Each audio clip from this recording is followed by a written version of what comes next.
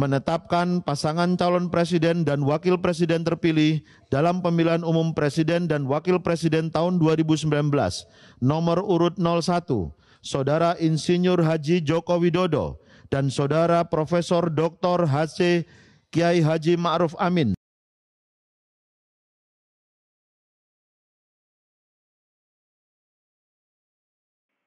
Halo warga, nama gue Iki. Selamat datang di Bicara HAM spesial 2 tahun pemerintahan Jokowi dan Maruf Amin. Dalam episode kali ini, kita akan ngebahas soal negara yang abai dalam melindungi para pembela HAM atau kita kenal dengan Human Rights Defender. Nah, kali ini gue gak akan sendirian untuk ngebahas ini, karena gue ditemani oleh dua perempuan kece, yaitu ada Kak Tio Riamreti dan Sekar Mentari. Halo kalian, gimana kabarnya? Mungkin kita langsung aja ya ke pertanyaan pertama nih. Gue mau nanya ke kalian, menurut kalian apa sih definisi dari pembela HAM itu? Lalu siapa saja sih yang merupakan pembela HAM atau Human Rights Defender itu? Iki atas pertanyaannya. Menurutku pertama-tama kita harus bahas dulu nih ya. Jadi siapa sih sebenarnya pembela HAM itu? Mungkin banyak dari kita yang berpikiran pembela HAM itu cuma para aktivis atau kerja di NGO atau pengacara-pengacara di lembaga bantuan hukum. Padahal sebenarnya pembela HAM itu bukan karena kita bergabung di suatu organisasi nih atau kita memilih profesi tertentu baru kita dibilang pembela HAM. Tapi semua orang yang secara damai melindungi dan memajukan hak diri sendiri maupun hak orang lain, kamu udah disebut sebagai pembela HAM. Boleh jadi kamu mahasiswa, atau PNS, atau kerja di startup, petani, guru, jurnalis, apapun profesinya, yang penting minumnya teh botol nggak deh, yang penting tindakannya gitu. Dan HAM itu seperti politik, meskipun kita nggak mau tahu, aslinya seluruh aspek hidup kita masuk di dalam HAM. Yang nge-tweet di Twitter, bisa sekolah, akses kesehatan, dapat gaji, pilih agama, nggak dipenjara karena kamu nggak bisa bayar pinjol, lain-lain semuanya itu ada di dalam HAM gitu. Nah, selanjutnya kenapa sih pembela HAM harus dilindungin? Nah, bayangan kita, bayangin kalau misalnya kita mengalami ketidakadilan apapun, misalnya gaji kita nggak dibayar, terus pas nanya sama bos malah kena omel dan gaji tetap aja nggak turun. Terus kamu dan teman-teman yang sekantor yang sama-sama nggak digaji protes ke kantor, tahu-tahu kamu malah digugat perdata sama kantor, dibilang merugikan perusahaan gitu. Atau kamu nyuarain ketidakadilan lewat medsos dan kena pencemaran nama baik. Atau contoh lain misalnya kamu melihat ada suatu diskriminasi atau ketidakadilan terjadi terhadap suatu kelompok gitu. Misalnya sebut saja misalnya terhadap orang Batak. Terus kamu tergerak dan terus kamu protes bilang stop diskriminasi dan ketidakadilan terhadap orang Batak. Tahu-tahu kamu malah dipidana makar. Nah, kedengarannya konyol ya, tapi ini yang selama ini sebenarnya telah terjadi kalau kamu bersuara soal ketidakadilan di Papua. Padahal kamu nyuarainnya dengan damai gitu. Nah, ini adalah merupakan bentuk intimidasi dan sebenarnya pelan-pelan membunuh pembela HAM. Karena ketika kamu tidak dilindungi negara dan setiap ngebela HAM malah masuk penjara, siapa juga yang mau nyuarain HAM gitu kan? Jadi kaya juga enggak. Tentu makin sedikit aja orang yang mau nyuarain hak. Karena kemudian ya mayoritas orang dengan dihadapkan dengan kesulitan intimidasi seperti itu, mayoritas kita akan memilih yang praktis. Misalnya ya udah resign aja ketimbang protes gaji ke kantor gitu, daripada digugat perdata, atau ya udah diem aja deh kalau ngelihat ketidakadilan, toh bukan urusan gue gitu. Itu kalau dari aku. Sebenarnya benar banget ya apa yang dibilangin Kak Preti tadi gitu. Itu udah cukuplah menjelaskan gitu sebenarnya apa itu pembela HAM gitu. Jadi memang kita tuh seringnya itu mengira sebenarnya pembela HAM itu adalah hanya orang-orang aktivis aja gitu atau orang-orang yang kerja di NGO gitu. Padahal sebenarnya pembela HAM itu bisa berasal dari berbagai kalangan gitu ya.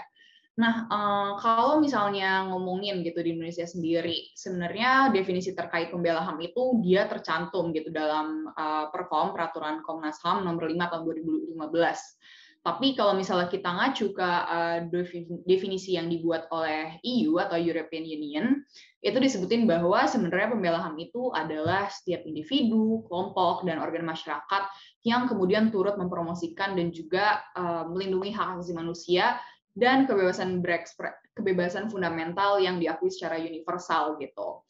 Jadi ini nggak terbatas ke kalangan-kalangan tertentu aja gitu. Bisa jadi kalau misalnya kamu pelajar, mahasiswa, seniman, jurnalis, penulis sekalipun itu tuh kamu bisa gitu menjadi dikatakan sebagai pembela HAM gitu kalau misal memang kerja-kerja kamu ikut turut berkontribusi dalam mempromosikan dan juga melindungi hak asasi manusia itu sendiri. Nah, terus kalau misalnya kita mau ngomongin tentang kenapa sebenarnya pembela HAM itu perlu dilindungi, ya karena tadi gitu salah satunya adalah betapa luasnya gitu definisi dari pembela HAM itu dan memang bisa mencakup siapa saja gitu. Jadi kalau misalnya kita lihat gitu di konteks Indonesia, meskipun pembela HAM adalah pihak yang gencar gitu ya menyuarakan penegakan hak asasi manusia, tapi kalau misalnya kita lihat faktanya di lapangan, justru mereka lah yang kemudian rentan gitu terhadap pelanggaran HAM itu sendiri gitu. Ironis memang gitu. Jadi kontribusi-kontribusi yang mereka lakukan itu seringkali dilihat oleh negara sebagai apa ya, bukan sebagai suatu hal yang positif atau konstruktif, tapi justru dilihatnya sebagai ancaman gitu. Makanya pembela HAM itu justru sering menjadi korban, misal korban dari pembunuhan, penyiksaan, dan juga bahkan penangkapan sewenang-wenang kayak gitu. Padahal kalau misalnya kalau kita lihat sendiri gitu ya, pembela HAM nih punya peran penting gitu dalam apa ya, mengawal kerja-kerja pemerintah mulai dari tindakan bahkan kebijakan yang dibuat agar masih sesuai dalam koridor hak asasi manusia gitu.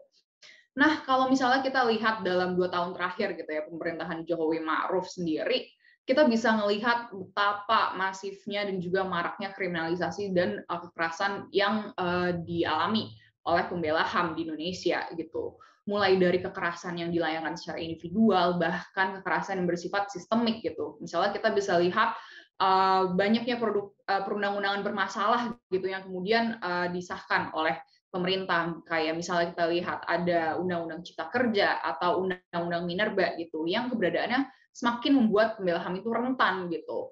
Karena di Indonesia sendiri kan belum ada ya peraturan yang kemudian melindungi pembela HAM gitu, ditambah peraturan-peraturan bermasalah ini semakin membuat keberadaan pembela HAM itu menjadi rentan karena kemudian melanggengkan impunitas korporasi atau juga kemudian semakin rentan untuk mengkriminalisasi pembela HAM gitu, terutama di sektor lingkungan kalau dalam hal ini gitu. Makanya pembela HAM ini perlu banget dilindungi gitu, karena kalau misalnya kita ngelihat gitu dari banyaknya kasus yang ada, apabila seorang pembela HAM saja begitu mudah dikriminalisasi, itu berarti tidak ada yang aman gitu, bahkan dari masyarakat sipil sekalipun. Itu sih. Oke, berarti pembela HAM itu atau human rights defender itu tuh bukan cuman orang yang kerja di NGO ya atau instansi tertentu ya. Jadi pembela HAM itu tuh bisa siapa saja yang tidak mendapatkan haknya atau keadilan lalu mereka mengumumkakan pendapatnya di publik. Jadi mereka termasuk pembela HAM atau human rights defender ya. Oke, lalu pertanyaan selanjutnya, gue mau bertanya nih ke Kak Preti. Sebenarnya ada nggak sih kasus-kasus yang menimpa para pembela HAM atau human rights defender di Indonesia? Lalu bisa dikasih contoh nggak, misalnya kasus apa aja kriminalisasi yang menimpa para pembela HAM tersebut? Lalu proses kasusnya gimana ya? Mandek atau enggak? Jika mandek bisa dijelasin nggak kenapa bisa mandek kasus-kasus kriminalisasi yang menimpa para pembela HAM di Indonesia? Kasus-kasusnya sendiri di Indonesia itu ratusan, bahkan mau masuk ribuan gitu, saking banyaknya.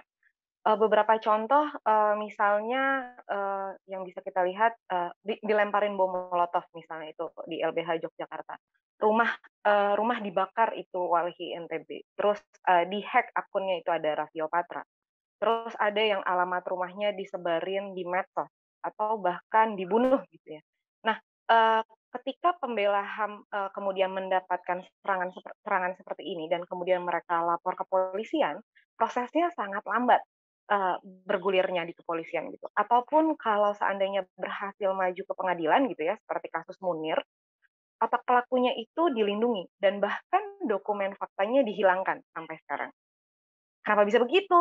Aku yakin masyarakat Indonesia tuh pinter-pinter. Kita udah sama-sama tahu kenapa bisa mandek begitu gitu.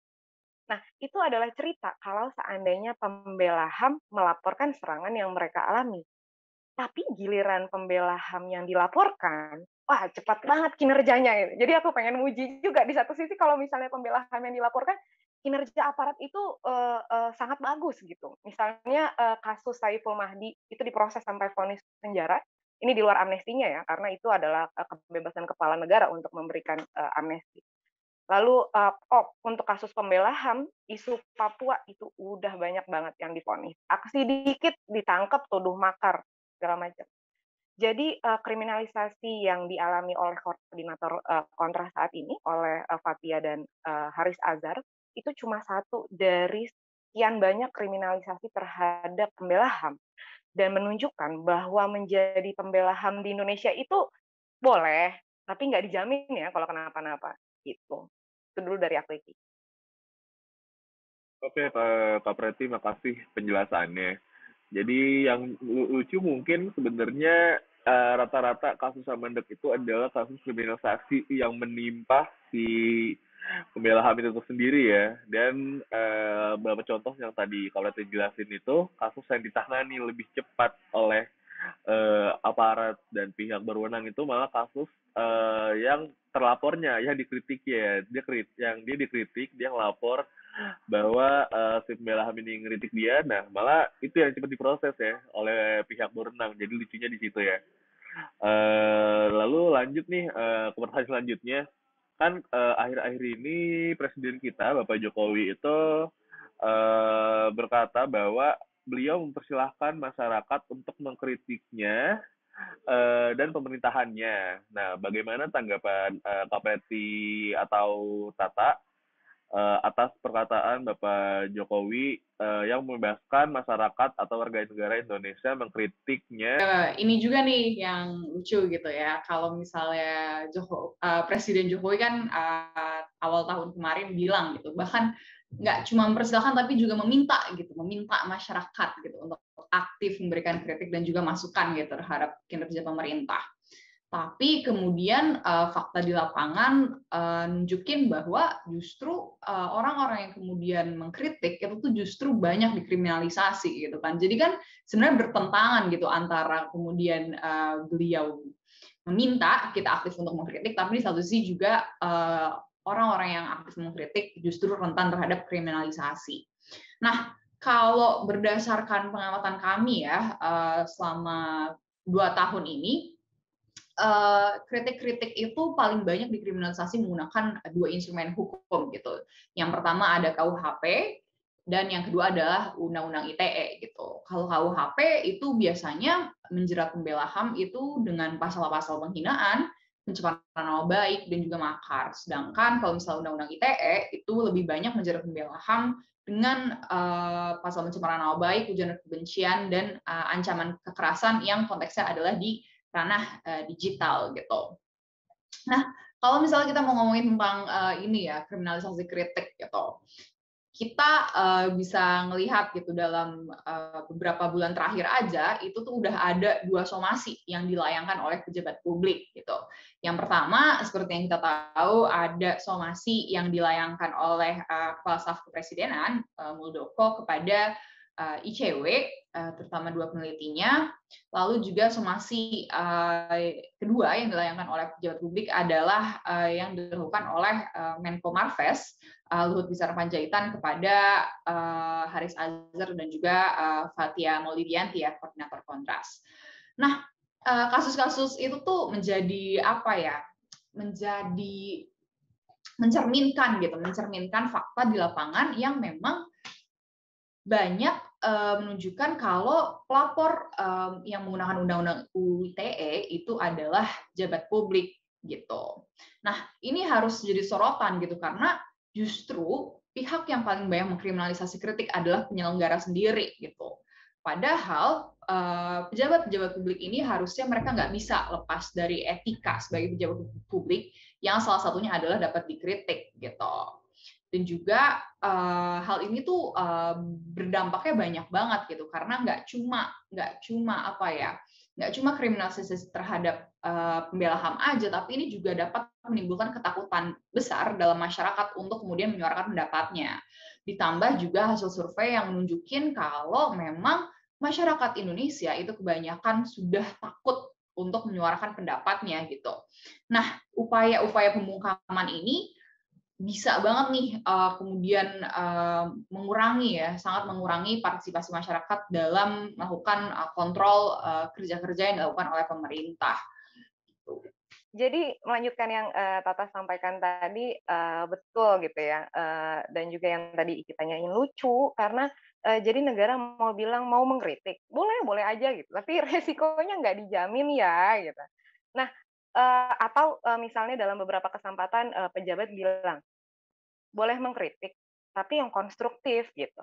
Nah, menurutku ini juga kelucuan yang kedua, karena mungkin begitu juga dengan teman-teman lain di sini yang sudah bertahun-tahun menjalani dan mengalami bagaimana ketika kita memberikan berlembar-lembar masukan atau riset atau solusi apa yang bisa dilakukan dalam menyelesaikan suatu masalah, tapi tidak ada yang diterapkan. Jadi kita yang riset juga gerah, ini maunya apa sih gitu. Jadi kita udah basi lah mendengar kalimat-kalimat yang manis, tetapi realita di lapangannya berbanding terbalik.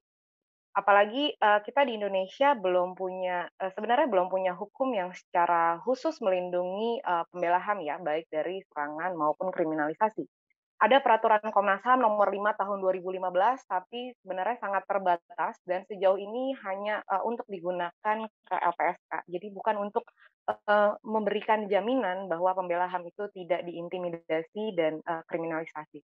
Secara undang-undang sejauh ini ada Undang-Undang Lingkungan Hidup, tapi udah cuma satu aja, Undang-Undang Lingkungan Hidup yang menjamin bahwa pejuang lingkungan tidak boleh dipidana dan tidak boleh digugat perdata. Tapi ini pun secara praktek kalau ada pejuang lingkungan yang dilaporkan ke aparat penegak hukum, masih aja tetap diproses gitu. Jadi ada dua yang pertama-tama harus kita bentuk. Pertama adalah hukum yang melindungi pembela HAM, dan yang kedua adalah mindset aparat hukum terkait dengan pembela HAM. Itu Iki. Oke, makasih Kak Preti dan Tata jawabannya. Jadi sebenarnya lucu juga di saat Pak Jokowi bilang untuk membebaskan masyarakat mengkritiknya, cuman dia luput dan nggak bilang bahwa ada jaminan terhadap para pengkritik-pengkritiknya. Jadi itu mungkin yang bisa menjadi dasar bahwa akhir-akhir ini banyak banget kriminalisasi yang terjadi kepada para pembela HAM. Dan rata-rata lucunya lagi bahwa rata-rata yang terlapor atau pejabat-pejabat yang dikritik itu melaporkannya lewat undang-undang ITE, pencemaran nama baik dan lain-lain. Jadi sebenarnya agak riskan juga dan agak miris juga di saat di satu sisi Jokowi bilang membebaskan untuk masyarakat mengkritik, cuman ya udah tidak diberi jaminan apa-apa atas kritiknya. Jadi sehingga banyak terjadi kasus kriminalisasi pada akhir-akhir ini. Oke, lanjut ke pertanyaan selanjutnya nih. Tadi kan kita udah bahas soal apa definisi ataupun kasus-kasus kriminalisasi yang terjadi kepada pembela HAM di Indonesia. Nah, mungkin gue ingin bertanya ke Tata, sebenarnya di negara-negara selain Indonesia itu udah ada belum sih negara yang menerapkan peraturan khusus atau undang-undang dalam melindungi para human rights defender-nya? Jika ada, bisa nggak Tak dikasih contoh negara mana yang udah mempunyai peraturan itu? Lalu jika gue ingin nanyakan lagi, ada nggak sih langkah awal yang bisa mungkin ya diambil oleh pemerintah Indonesia dalam hal melindungi para pembela HAM atau human rights defender? Kalau kita ngomongin tentang negara yang udah punya instrumen hukum gitu untuk melindungi pembela HAM itu, kalau di Asia, konteksnya Asia, itu baru ada Mongolia aja nih yang memang sudah punya peraturan khusus untuk melindungi pembela HAM-nya. Nah, tapi peraturan ini juga sebenarnya masih menyimpan beberapa permasalahan gitu ya, tapi paling tidak adanya peraturan khusus yang melindungi pembela HAM ini itu menjadi apa ya, secerca harapan gitu bagi negara-negara lain terutama di Asia untuk kemudian bisa ikut punya gitu peraturan untuk melindungi pembela HAM ini. Nah, kalau misalnya kita ngomongin sebenarnya apa yang perlu dilakukan pemerintah gitu ya, pemerintah Indonesia untuk melindungi pembela HAM, ya salah satu bentuk komitmennya adalah dengan membuat instrumen hukum khusus yang kemudian secara eksplisit dibuat untuk melindungi pembela HAM gitu di Indonesia gitu, karena memang sampai sejauh ini seperti yang tadi Kak Preti udah bilang bahwa ya instrumen hukumnya masih terbatas banget untuk pembela HAM gitu, kita cuma masih kebanyakan seringkali pembela HAM itu masih mengacunya ke undang-undang PPLH gitu ya. Padahal ya kayak yang tadi kita udah singgung sebelumnya gitu, pembela HAM itu ada dari berbagai latar belakang aja gitu, nggak cuma yang ada di sektor lingkungan aja. Jadi memang pemerintah butuh untuk membuat instrumen hukum khusus gitu.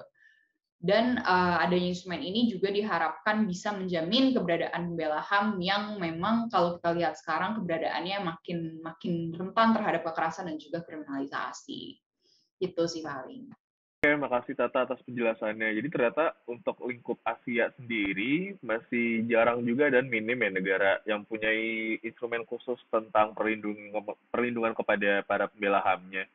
Dan mungkin yang tadi kata Tata, mungkin untuk pihak Indonesia dapat membuat instrumen khusus dan menjelaskan secara eksplisit bahwa para pembela HAM itu dilindungi agar sifatnya atau keberadaannya tidak rentan seperti sekarang. Ini akhirnya kita sampai di penghujung acara ya. Jadi makasih banyak untuk penjelasannya Kak Preti dan Tata.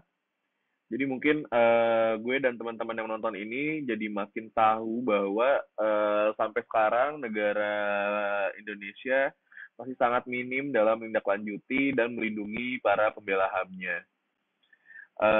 Dan semoga kedepannya